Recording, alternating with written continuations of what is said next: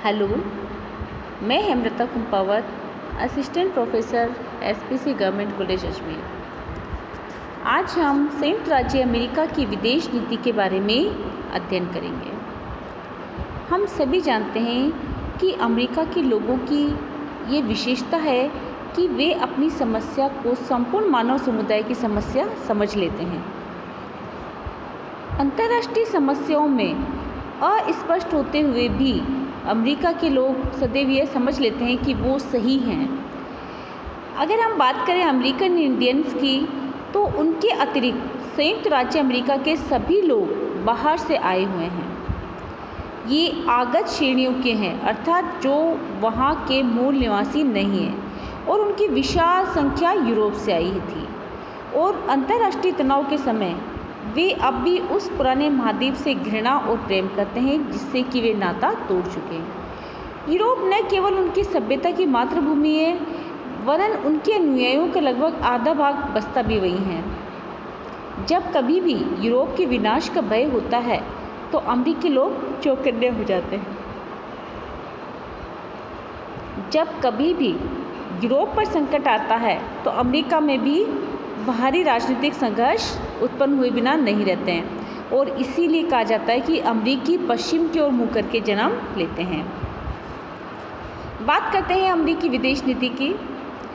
तो अमेरिकी जो विदेश नीति है उसके कुछ आधारभूत तत्व हैं, क्योंकि अमेरिका की विदेश नीति किसी भी विदेश नीति की तरह ही वहाँ की जनता के ऐतिहासिक अनुभव, भौगोलिक स्थिति, प्राकृतिक साधन, सुरक्षात्मक तनाव, मानवीय स्रोत, जनसंख्या, वैदेशिक मामलों में कुशलता, राष्ट्रीय लक्ष्य हित आदि पर आधारित होती हैं। और इसके निर्माण के इस प्रकार तत्व हैं।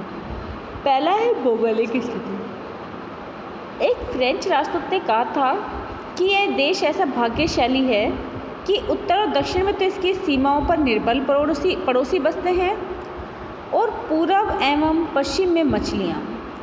भौगोलिक स्थिति की दृष्टि से अमेरिका भाग्यशाली है। क्यों? क्योंकि उसके पास प्राकृतिक साधनों का विपुल भंडार है ना। जो नेचुरल रिसोर्सेज है वो काफ़ी मात्रा में वहाँ पर हैं, और इसी कारण से अमेरिका की जो विश्व में वाणिज्य और व्यापार में बहुत ज़्यादा तीव्र गति से प्रगति हुई है, और उनकी आधारभूत नीतियों के कारण ही भौगोलिक स्थिति और पश्चिमी गोलार्ध की सुरक्षा के लिए अनुकूल परिस्थितियों से उत्पन्न हुई है। यहाँ की जलवायु, पहाड़, नदियों ने राष्ट्र के विकास और एकता में बाधा नहीं पहुँचाई है। दूसरा है प्राकृतिक साधन। यदि आर्थिक आत्मनिर्भरता शक्ति का एक तत्व है, तो अमेरिका आवश्यकता पड़ने पर सभी खतरों का सामना कर सकता है, क्योंकि खाद्य उत्पादन की जो कभी गृह समस्या थी, आज अमेरिकी अंतर्राष्ट्रीय संबंधों में एक महत्वपूर्ण विषय बन गई है। इसी प्रकार से सुरक्षात्मक शक्ति, निर्बलता सुरक्षा का कोई विकल्प नहीं है। उन नीतियों की अपेक्षा जो उच्च आदर्शों, ऊंची आशाओं पर आधारित होती हैं, शक्ति नीतियां अधिक सफल होती हैं। अमेरिका के लोगों का विचार है कि अमेरिकी विदेश नीति को सैनिक कार्यक्रम द्वारा सहायता मिलनी चाहिए ताकि राष्ट्र को सुरक्षित रखा जा सके। नेक्स्ट है मानवीय स्रोत। औसत अमेरिकी श्रमिकों का प्रति उत्पादन अधिकतर गैर पश्चिमी देशों के श्रमिकों के उत्पादन की तुलना में बहुत ऊंचा होता है। क्यों? क्योंकि अमेरिका की विदेश नीति के निर्माण में इस प्रकार उसकी जनसंख्या के आकार और गुणात्मक विशेषता की महत्वपूर्ण हाथ है।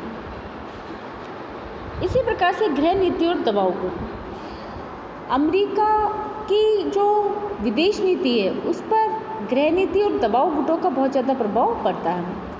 कई बार अमेरिका की कार्यपालिका के लिए इन दबाव गुटों की अवहेलना करना असंभव हो जाता है। जैसे अमेरिका की फिलिस्तीन संबंधी नीति अल्पसंख्यक यहूदियों की मांग को ध्यान में रखकर बनाई गई थी।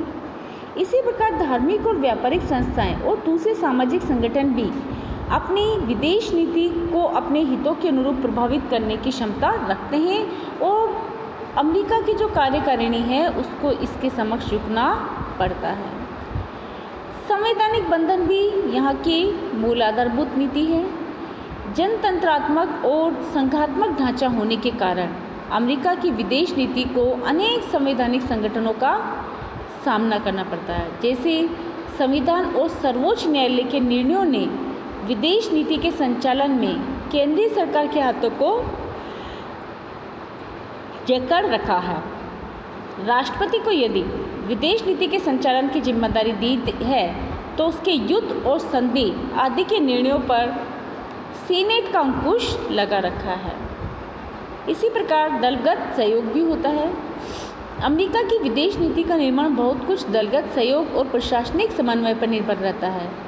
विदेश नीति के संचालन में उस समय बहुत कठिनाई अनुभव होती है, जबकि राष्ट्रपति उस दल का नहीं होता जिसका कि कांग्रेस में बहुमत है, अर्थात दोनों अपोजिट पार्टी के होते हैं और इस प्रकार से उनके जो बीच मतभेद होते हैं वो विदेश नीति पर अपना प्रभाव डालते हैं। हम बात करते हैं विदेश नीति के क्या उद्देश्य हैं। तो जैसा कि हम सभी जानते हैं कि प्रत्येक राष्ट्र के अपने स्वार्थ होते हैं, अपने हित होते हैं, अपने इंटरेस्ट होते हैं और जब विदेश नीति का निर्माण किया जाता है तो हर राष्ट्र अपने इन्हीं लक्ष्यों के अनुरूप, अपने राष्ट्रीय हितों के अनुरूप अपनी विदेश नीति को बनाता है। चाहे वह अन्य देशों से कुछ भी कहे, चाहे वह कितनी भी नैतिकता की बात करे, लेकिन हर देश का अपना अंतिम जो उद्देश्य होता है, जो लक्ष्य होता है, वो नेशनल इंटरेस्ट ही होता है। तो इसी प्रकार से अमेरिका का भी जो उद्देश्य है, जो ऑब्जेक्ट्स है, वो पहला है राष्ट्रीय सुरक्षा। जैसा कि हर राष्ट्र सबसे पहले अपने राष्ट्र की सुरक्षा पर किसी भी प्रकार की आंच नहीं आने देता। इसी कारण अमेरिका यूरोप, एशिया और अफ्रीका में जो शक्ति संतुलन बनाए रखना चाहता है। यूरोप में पश्चिमी जर्मनी और एशिया में जापान व पाकिस्तान का समर्थन उसकी इसी आवश्यकता पर आधारित रहे हैं ताकि सोवियत संघ और साम्यवादी शक्तियों के विरुद्ध क्या स्थापित किया जा सके, शक्ति संतुलन। क्योंकि बैलेंस पावर भी एक महत्वपूर्ण तत्व होती है और विश्व में जो अगर शक्ति संतुलन नहीं होगा तो संकट की स्थिति उत्पन्न हो जाएगी। इसी प्रकार से जनतंत्र की रक्षा, अमेरिका जनतंत्र का प्रबल समर्थक है। प्रथम महायुद्ध उसने जनतंत्र की रक्षा के लिए लड़ा था। द्वितीय महायुद्ध के समय रूजवेल्ट ने अमेरिका का उद्देश्य हिटलर की तानाशाही को नष्ट करना और संसार में प्रत्येक स्थान पर 4 स्वतंत्रताओं, जिनमें मुख्यतः पहली भाषण की स्वतंत्रता, धर्म की स्वतंत्रता, अभाव से स्वतंत्रता और भय से स्वतंत्रता की स्थापना करना बताया था। तो यही कारण है कि अमेरिका चाहता है कि समस्त देशों में इन स्वतंत्रताओं को अपनाया जाए और इनको अपनाने के कारण ही जो विश्व है वो शांति और सद्भाव का प्रतीक बन सकता है और भय और अभाव से स्वतंत्र हो सकता है। साम्यवाद का विरोध, हम सभी जानते हैं कि द्वितीय विश्व युद्ध के बाद पूरा विश्व 2 गोलार्धों में बटा था, 2 भागों में बटा था, पूंजीवादी और साम्यवादी। तो अमेरिका ने द्वितीय विश्व युद्ध के बाद साम्यवाद के बढ़ते हुए प्रसार को रोकने के लिए एक संकल्प ले रखा था। अगर हम चेस्टर बॉल्स के शब्दों में कहें तो युद्ध के बाद मुख्यतः अमेरिकी कूटनीति साम्यवाद को उसके विस्तारशील सोवियत और चीनी रूपों में विशाल रूस और चीनी सीमा के चारों ओर शांति की स्थितियां उत्पन्न करके रोके रखने की रही। अगर उस अमेरिका की यह नीति नहीं होती तो जैसा कि अमेरिका का भय था या अमेरिका को जो आशंका थी कि जो अमेरिका का जहाँ झंडा है वहाँ पर लाल झंडा फहर रहा होता, तो इसके लिए अमेरिका ने प्रत्येक सोवियत विस्तारवादी कार्य के मार्ग में विघन डालने का निश्चय किया।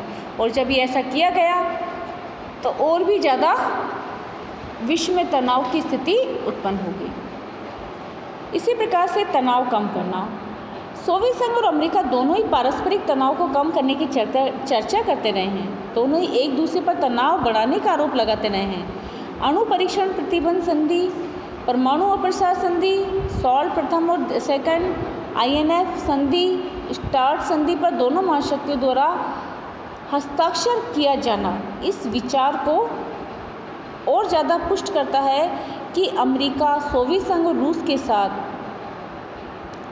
अपने तनावपूर्ण संबंधों को सुधारना चाहता है। इसी प्रकार विश्व शांति, जैसा कि डलेस ने 1955 में कहा था कि हमारी विदेश नीति का व्यापक लक्ष्य यूएनओ के लोगों को शांति और स्वतंत्रता का सुख भोगने का अवसर प्रदान करना है। नई विश्व व्यवस्था का निर्माण, सोवियत संघ के अवसान और सोवियत संघ एवं पूर्वी यूरोप में साम्यवाद के पतन के बाद राष्ट्रपति बुश ने नई विश्व व्यवस्था के निर्माण का उद्देश्य घोषित किया। यह ऐसी विश्व व्यवस्था थी जिसमें अमेरिका अंतर्राष्ट्रीय राजनीति का केंद्रीय ध्रुव होगा, अर्थात पूरा विश्व एक ध्रुवीय होगा। दुनिया में पूंजीवादी अर्थव्यवस्था का सुदृढ़ीकरण और यूएनओ के निर्णय अमेरिकी विदेश नीति के उद्देश्यों के अनुरूप होंगे। आज अगर अमेरिका की अंतर्राष्ट्रीय विदेश नीति की बात करें तो यूएनओ अंतर्राष्ट्रीय राजनीति का केंद्रीय ध्रुव है। यह विश्व की एकमात्र महाशक्ति है जिसकी बराबरी कोई नहीं कर सकता, उसे कोई चुनौती नहीं दे सकता। क्यों? क्योंकि उसके पास परमाणु अस्त्रों की प्रचंड शक्ति नहीं है, वरन आर्थिक क्षमता भी बहुत ज़्यादा है। इस समय विश्व की आय का 1/3 हिस्सा अमेरिका में उत्पन्न हो रहा है। अमेरिका विश्व का सबसे बड़ा आयातक है। विश्व व्यापार का 5वां हिस्सा अमेरिका से होता है। अमेरिका की भूख इतनी अधिक है कि विश्व के अधिकतर देश अपने निर्यातों के लिए अमेरिका पर निर्भर हो चुके हैं। इंटरनेट, तकनीकी आविष्कार, वहाँ की पूंजी बाजार में आई तेजी है। विश्व की पूंजी अमेरिका की ओर दौड़ रही है। डॉलर की मांग बढ़ रही है, डॉलर महंगा हो रहा है। ये जो भी संस्थाएं हैं, विश्व यूएनओ की जो भी अधिकांश संस्थाएं हैं वो अमेरिका के इशारे पर कार्य करती हैं, यूएनओ के इशारे पर नहीं। अंतर्राष्ट्रीय मुद्रा कोष और विश्व बैंक की अगर हम बात करें तो ऐसी वित्त संस्थाएं भी उसकी मुट्ठी में। इसी प्रकार से आतंकवाद का उन्मूलन, जो कि 11 सितंबर 2001 से पहले भी विश्व में उग्रवाद को रोकने के लिए वक्तव्य देता रहा था और भारत जैसे देशों में आतंकवाद निर्दोष लोगों की देह तक को झुलसाता रहा और अमेरिका शाब्दिक जो संवेदना थी उसको प्रकट करके अलग खड़ा होता रहा। भारत द्वारा ठोस सबूत पेश करने के बावजूद पाकिस्तान को आतंकवादी देश घोषित करने को अमेरिका तैयार नहीं हुआ। लेकिन जब 11 सितंबर 2001 में विश्व व्यापार केंद्र पेटांगन पर हमला हुआ तो अमेरिकी राष्ट्रपति कहते हैं कि यह हमारे देश के खिलाफ युद्ध की कार्रवाई है, ये सदम युद्ध है और इस युद्ध को जीतने के लिए अमेरिका कृत संकल्प है। धन्यवाद।